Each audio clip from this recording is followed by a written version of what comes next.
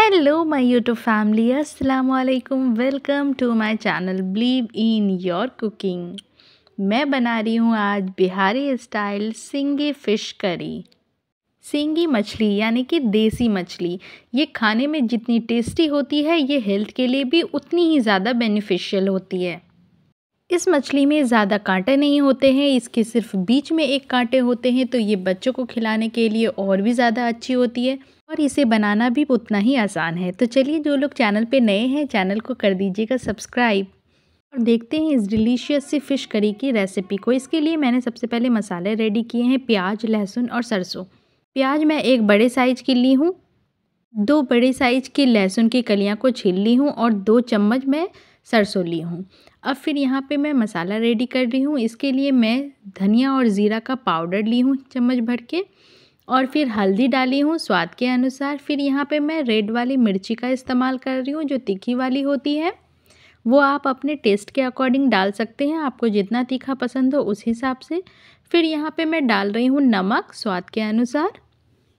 तो मैंने जो मसाले के लिए निकाले थे प्याज, लहसुन और सरसों, उसमें से मैं लहसुन और सरसों को एक साथ पेस्ट बनाई हूँ और प्याज का पेस्ट अलग बनाई हूँ। तो ये मैं डाल रही हूँ लहसुन और सरसों का पेस्ट 2 चम्मच, और फिर 1 चम्मच मैं इसमें प्याज का पेस्ट भी डाल दूँगी। तो सारे मसाले डल गए हैं। अब मैं इन मसालों को हाथों से बहुत अच्छी तरह से मिक्स कर लूँगी चारों ओर से। मसाले को बहुत अच्छी तरह से मिक्स करने के बाद जितनी सारी फ़िश मैंने रखे हैं रेडी करके, वो सारे फ़िश मैं इसमें डाल दूँगी। सारे फ़िशेस को इसमें बहुत अच्छी तरह से डालकर मसाले से अच्छे से कोटिंग कर लेनी है। बिल्कुल हाथों की मदद से आपको सारे फ़िश के ऊपर में अच्छे से मसाले को लेप लगा लेना है।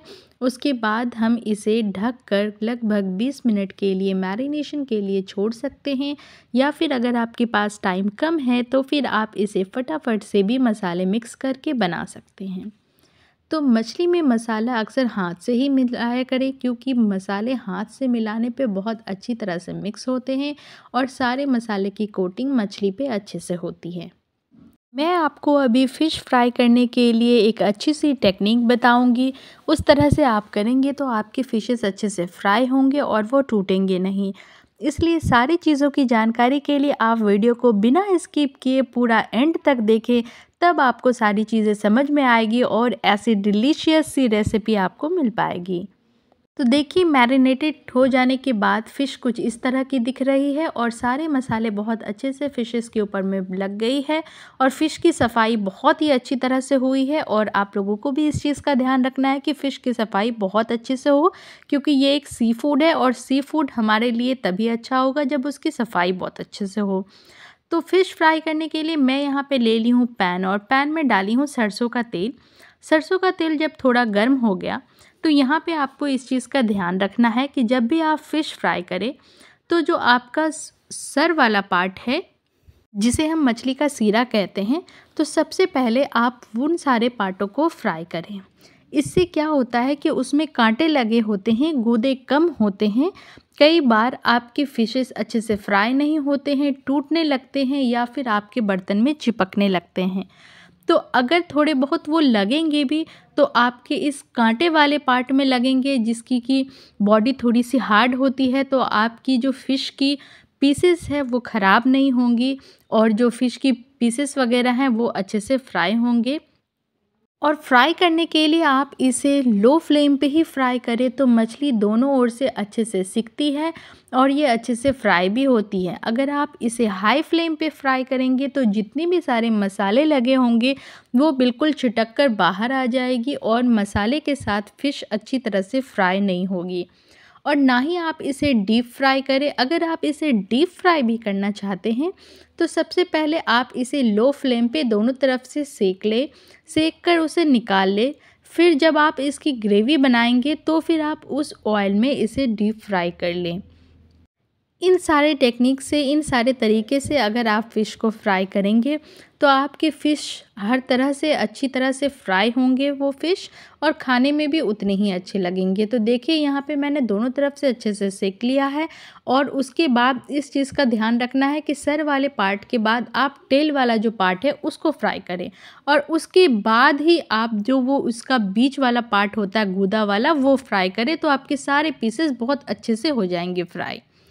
तो चलिए फिर अब हम इसकी ग्रेवी बनाते हैं। ग्रेवी बनाने के लिए मैं यहाँ पे एक हेवी बेस कढ़ाई ली हूँ और उसमें डाली हूँ सरसों का तेल।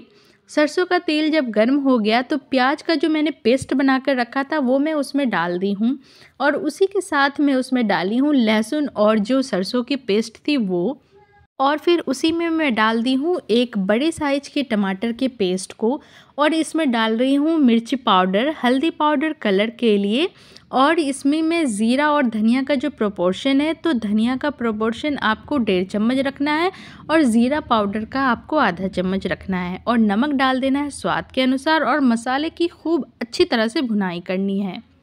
और ये एक हर्ब्स होता है जिसे बिहार में सुआ कहते हैं, और ये फ़िश में बहुत ही ज़्यादा अच्छी लगती है।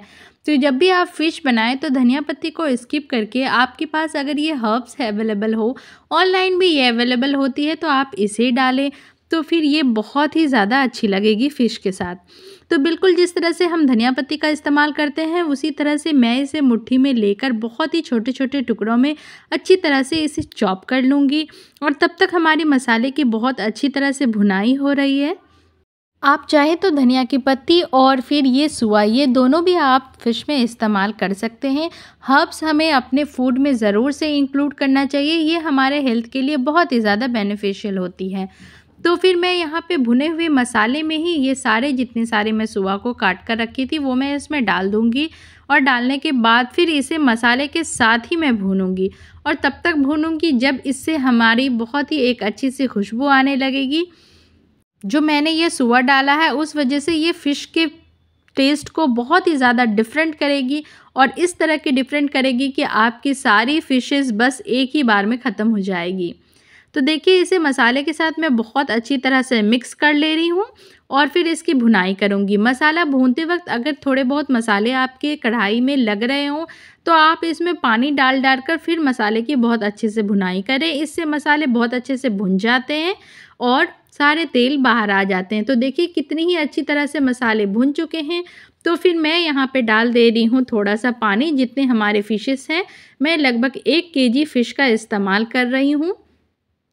पानी डालने के बाद मैं इसे ढक दी थी, और ढकने के बाद जैसे ही पानी में एक उबाल आए तो जितने सारे फ़िशेस मैं फ्राई करके रखी थी एक एक करके सारे फ़िश को इसमें डाल दूंगी अच्छी तरह से, और हल्के हल्के हाथों से मैं इसे चला दूंगी, और चलाने के बाद बस इसे मैं एक उबाल आने का वेट करूंगी, और जैसे ही इसमें फिर से एक उबाल आ जाएंगे कर देना है फ्लेम को बिल्कुल ही लो, और लो फ्लेम पे इसके सारे ऑयल ऊपर आ जाएंगी। बहुत ही अच्छी तरह से बहुत ही अच्छे रोगन के साथ हमारी सिंगी फ़िश करी रेडी हो जाएगी। तो हम कर देंगे इसे खाने के लिए सर्व। थोड़ी सी धनिया पत्ती के साथ इसकी डेकोरेशन कर देंगे, और हमारी मज़ेदार सी डिलीशियस सी सिंगी फ़िश करी बनकर तैयार हो गई है बिहारी स्टाइल में।